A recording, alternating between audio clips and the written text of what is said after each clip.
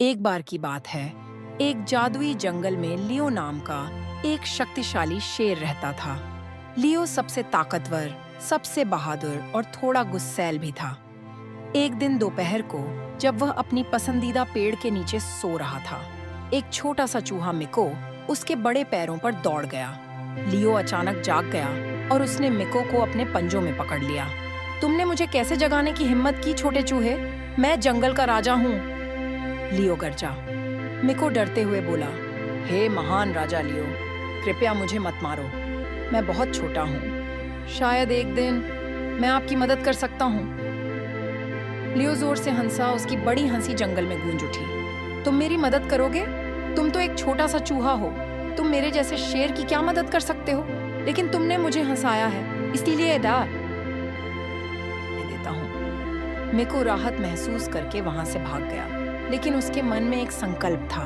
उसने धीरे से खुद से कहा, एक दिन मैं उसे दिखाऊंगा कि एक छोटा चूहा भी मदद कर सकता है। कुछ हफ्तों बाद लियो जंगल में घूमते हुए एक शिकारी के जाल में फंस गया। एक भारी जाल उस पर गिर गया और चाहे वह कितना भी जोर से गरजता या संघर्ष करता,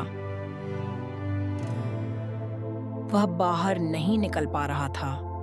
उसी समय मिको वहां आ पहुंचा। उसने लियो को जाल में फंसा देखा और तुरंत दौड़ा। चिंता मत करो राजा लियो, मैंने कहा था ना, मैं तुम्हारी मदद कर सकता हूँ, उसने विश्वास से कहा। मिको ने अपने छोटे छोटे तीखे दांतों से जाल की रस्सियों को काटना शुरू कर दिया। धीरे धीरे उसने रस्सियों को काट दिया और शक्तिशाली शेर आजाद हो गया। लियो आश्चर्य से मिको को देखने लगा। मुझे यकीन नहीं हो रहा, तुमने सच में मेरी जान बचा ली, उसने कहा।